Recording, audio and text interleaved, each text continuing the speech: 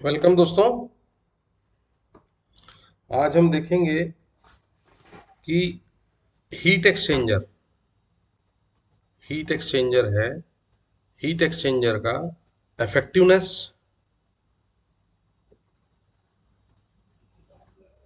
ठीक है। Heat exchanger का एलएमटीडी जो पिछले वीडियो में बता चुका हूं मैं। ओवरऑल हीट ट्रांसफर कोफिशिएंट, ठीक है। ओवरऑल हीट ट्रांसफर कोफिशिएंट और इसके अलावा हीट कैपेसिटी रेशियो हम कैसे निकालते हैं, ठीक है।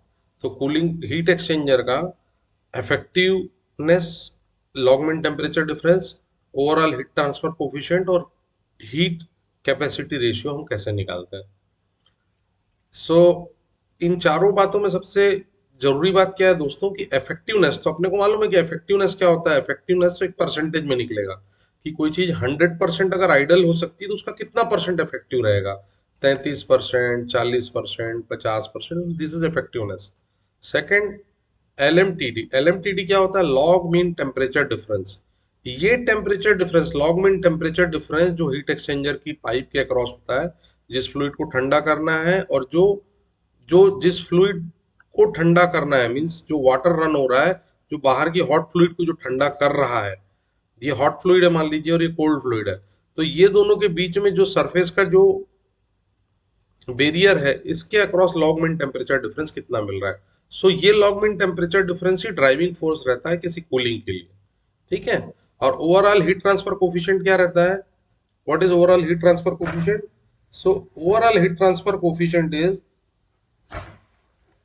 Like this. आपको ये पता रहना चाहिए कि देखिए, हमको ये पता है कि total heat transfer Q is equal to क्या होता है? U into A into LMTD, ठीक है। So U is overall heat transfer coefficient, this is total heat transfer, area of heat exchanger और log mean temperature difference. So ये सारी चीजें हमको पता होनी चाहिए। अब हम एक एक करके एक एग्जांपल से इसको सॉल्व करने की कोशिश करते हैं, ठीक है दोस्तों। सो सबसे पहले हम ये देखते हैं कि अब हमको ये पता है कि Q of hot fluid, suppose एक एग्जांपल हम ले रहे हैं, जो Q of hot fluid 9719800 kg per hour है, ठीक है। और Q ऑफ कोल्ड फ्लूइड ये है 881150 kgs पर आवर। इतने का फ्लो है इसका, ठीक है। और इस पे इसकी specific heat of hot fluid और specific heat of cold fluid ये हमको दी हुई है क्वेश्चन में।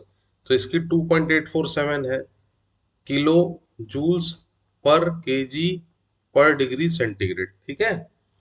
वेरेज इसकी दी हुई है 4.187 kilo joules per kg per degree centigrade. तो 4.187 यानी कि 4.2 के आसपास अगर बता रहा है, इट मीन्स ये वाटर है। जो कोल्ड फ्लूइड है वो वाटर है। और ये करीब दिखा रहा है तो दिस इज सम ऑयल।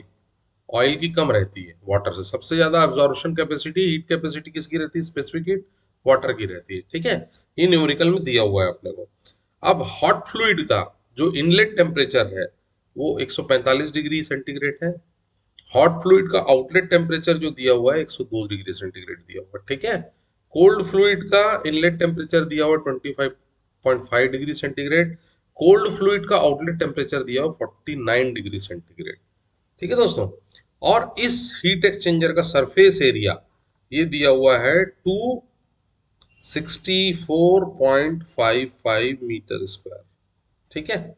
ये इसका एरिया दिया हुआ है, एरिया ऑफ हीट एक्सचेंजर। अब हमको क्या करना है दोस्तों? अब हमको टोटल हीट ट्रांसफर निकालना है। सपोज हमको टोटल हीट ट्रांसफर निकालना है तो हम क्या करेंगे? हमको हॉट वाले को ठंडा करना है तो हमको कितना हीट ट्रांसफर चाहिए? Q ऑफ हॉट, ये कितना हीट ट्रांसफर चाहिए? तो दिस इज 719,800 इनटू, इसको किस टेम्परेचर से किस टेम्परेचर तक ठंडा करना है? 145 डिग्री माइनस 102 डिग्री, ठीक है। इनटू इसका स्पेसिफिक हीट कितना है? ये किलो जूल्स, 1 डिग्री के लिए इतना लेगा तो ये डेल्टा डिग्री के लिए कितना लेगा? तो 2.847, ठीक है।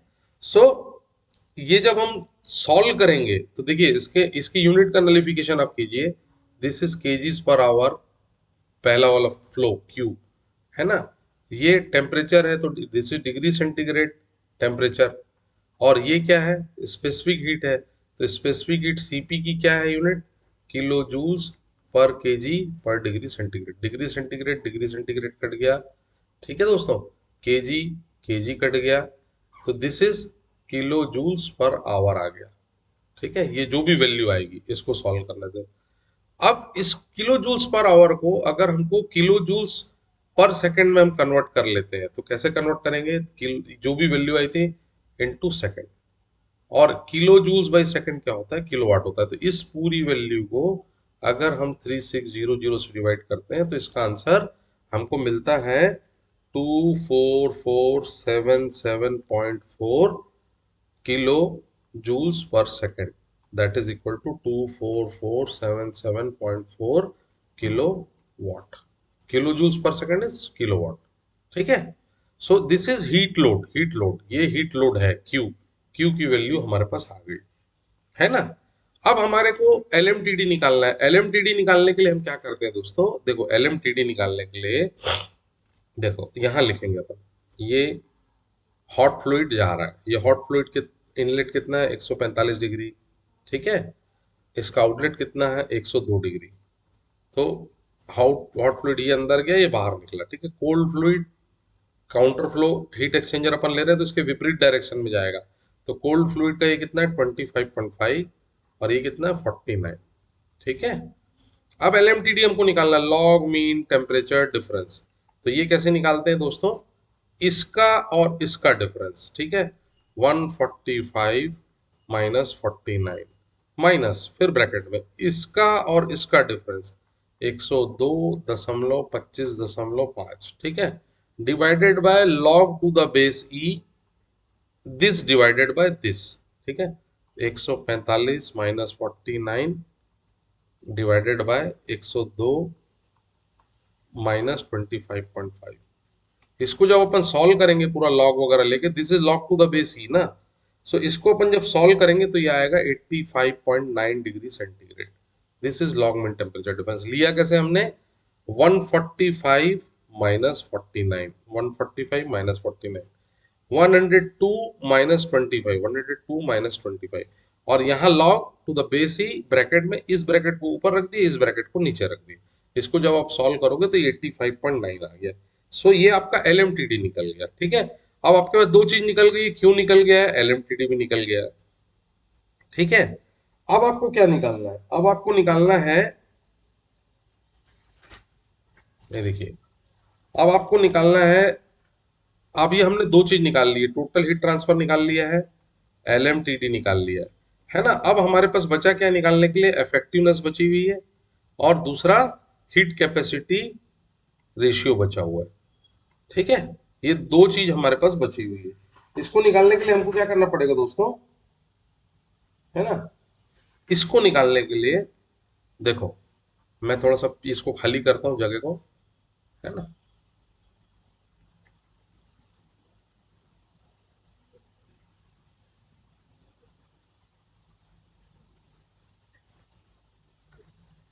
102 था, तो हमारा एलएमटीडी क्या आ गया था, एलएमटीडी हमारा आ गया था 85.9 डिग्री सेंटीग्रेड, ठीक है। और हीट ट्रांसफर जो ये वाला था, क्यों ये वाले का, ये हीट ट्रांसफर हमारा आ गया था 24477.4 डिग्री 4 किलोवाट, ठीक है। This is degree centigrade. तो ये दो चीज हमारे पास आ गई थी। अब हमारे को तीसरी चीज निकालना है, क्या निकालना है, इफेक्टिवनेस। इफेक्टिवनेस क्या होता है, इफेक्टिवनेस है Q बाय Q मैक्स, ठीक है। Q by Q max, Q की वैल्यू हमको पता है, और Q मैक्स होता है हीट कैपेसिटी की minimum value into delta T maximum, ठीक है। ये होती है हीट कैपेसिटी की मिनिमम वैल्यू और डेल्टा टी मैक्सिमम। तो हीट कैपेसिटी हम कैसे निकालेंगे इन फ्लूइड्स की, देखो पर सेकंड के लिए निकालना है। तो आपकी ये, इसकी पहले हम हॉट फ्लूइड की हीट कैपेसिटी निकालते हैं, heat capacity of hot fluid, है ना। heat capacity of hot fluid. So this is how much capacity of hot fluid, heat capacity of hot fluid. ये निकालना है तो 719,800 इंटू इसका 2.847 डिवाइडेड बाय इसको पर सेकंड के लिए निकालना है, तो ये इसकी हीट कैपेसिटी हो गई। ठीक है, ये इसकी हीट कैपेसिटी हो गई। किसमें? किलो जूल्स था, ये किलो जूल्स था, किलो जूल को सेकंड से डिवाइड किया तो किलो वाट में आ गई। जब इसको हम सॉल्व करते हैं दोस्तों तो ये आता है 569.4। ठीक है, 569.24 kilo watt, kilo watt per degree centigrade, क्योंकि ये पर डिग्री सेंटीग्रेड पे है। देखो, इसको यूनिट को भी बैलेंस अगर आप करना चाहो ना तो ऐसा कर लो, 9800 इंटू के जी डिवाइडेड बाय आवर था तो उसको 3600 सेकंड कर लो। ठीक है ना, ये आवर था ना, इसको इंटू 2.847 क्या था ये, kilo joules per kg per degree centigrade. ठीक है, तो इसमें देखो आप क्या क्या कट गया, ये केजी कट गया, ये केजी कट गया, है ना। अब ये देखो आप, kilo joules by second kilo watt हो गया, और इस पूरे न्यूमेरिकल को आप जब सॉल्व करोगे तीनों चीजों को, तो ये सॉल्व करके वैल्यू आएगी 569.24 किलो जूल्स बाय सेकंड हो जाएगा किलो वाट, और ये डिग्री सेंटीग्रेड यहाँ आ जाएगा। तो ये इसकी हीट कैपेसिटी हो जाएगी कि 1 डिग्री के डिफरेंस के लिए इतनी हीट एब्जॉर्ब कर सकता है, इतने किलोवाट एब्जॉर्ब कर सकता है। तो heat capacity of hot fluid आ गई। ठीक है, अब हम heat capacity of cold fluid ले लेते हैं, सेम इसी पैटर्न पे। यहाँ पे इसको हटा दो, देखो सेम इसी पैटर्न पे heat capacity of cold fluid ले लो। ये कैसे होगा, देखो ये 881,150 इंटू इसकी क्या value, 4.187 divided by 3600 into kilo watt per degree centigrade. ठीक है, जब आप इसको सॉल्व करोगे तो ये वैल्यू आएगी 1024.83 kilo watt per degree centigrade. तो अब आपके पास दो वैल्यू आ गई। पहली वाली वैल्यू क्या आई थी, C of heat capacity of hot fluid जो आई थी, ये आई थी 569.24 किलोवाट पर डिग्री सेंटीग्रेड, और ये दूसरी वैल्यू आ गई इसकी है। ठीक है, so this is C minimum, ये छोटा है, and this is C maximum, ये है बड़ा। तो अब इफेक्टिवनेस निकालने के लिए हमको क्या करना पड़ेगा, देखो इफेक्टिवनेस निकालने के लिए, effectiveness effectiveness is equal to, effectiveness of heat exchanger is Q divided by Q max, that is equal to Q divided by C minimum into delta T maximum. ठीक है, so C minimum is how much, C minimum is 5, Q is how much, Q is 24477.4 divided by C minimum, C minimum is 569.24 into del maximum T, del T maximum, del T maximum क्या होगा, ये दोनों के बीच का difference, क्योंकि ये सबसे बड़ा टेम्परेचर और ये सबसे छोटा टेम्परेचर है। So this is 145 degree minus 25.5 degree. जब आप इसको सॉल्व करते हो दोस्तों तो ये वैल्यू आती है 0.35, that is equal to 0.35 something है, नहीं, या इसको आप लिख सकते हो 0.36। So this is effectiveness of cooling power. ठीक है, और हीट कैपेसिटी रेशियो अगर आपको निकालना है, heat capacity ratio, so this will be equal to C minimum by C maximum. So that is minimum is how much, 569 divided by maximum is how much, 1024। जब आप इसको डिवाइड करते हो तो ये वैल्यू आती है 0.55। सो this is heat capacity ratio of heat exchanger. तो दोस्तों आज हमने क्या क्या देखा, देखो हमने जो देखा, हमने देखा LMTD निकालना हीट एक्सचेंजर का, हमने देखा हीट कैपेसिटी रेशियो निकालना, ठीक है, और हमने देखा इफेक्टिवनेस ऑफ हीट एक्सचेंजर। ठीक है, ये तीन चीज हमने देखी, और यू की वैल्यू कैसे निकालते हैं, तो यू की वैल्यू जो हम निकालते हैं वो क्या निकालते हैं, Q is equal to U into A into T. ठीक है, area Q into A into T, और ये टी कौन सा रहता है टेम्परेचर, LMTD रहता है, this temperature is LMTD, log mean temperature difference. इससे आप यू निकाल सकते हो। आपके टोटल हीट की वैल्यू दी हुई है, आपके एरिया की वैल्यू दी हुई है, आपके LMTD दिया हुआ है, तो आप करके देख लीजिए, Q divided by area into LMTD। ठीक है, सो Q हमको दिया हुआ था, Q की वैल्यू जो थी वो थी 24477.4 डिवाइडेड बाय एरिया। एरिया भी हमने लिया हुआ था, एरिया ऑफ हीट एक्सचेंजर था 264.55 मीटर स्क्वायर इंटू LMTD की वैल्यू थी 85.9। ठीक है, तो जब आप इसको सॉल्व करोगे तो ये आ जाएगा करीब करीब 1.104 किलोवाट पर मीटर स्क्वायर पर डिग्री केल्विन। ठीक है दोस्तों, सो ये निकालने का हमारा तरीका है,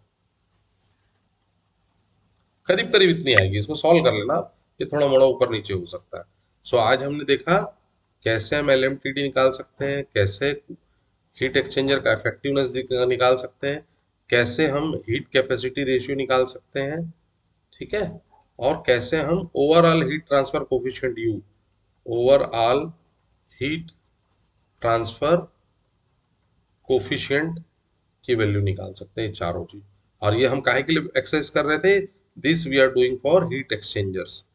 तो आपका ऑलमोस्ट हीट एक्सचेंजर से रिलेटेड सारी क्वेरीज, जनरल नॉलेज जो हमको एक प्लांट चलाने के लिए लगता है, वो इसमें फुलफिल हो जाता है। ठीक है दोस्तों, so thank you very much.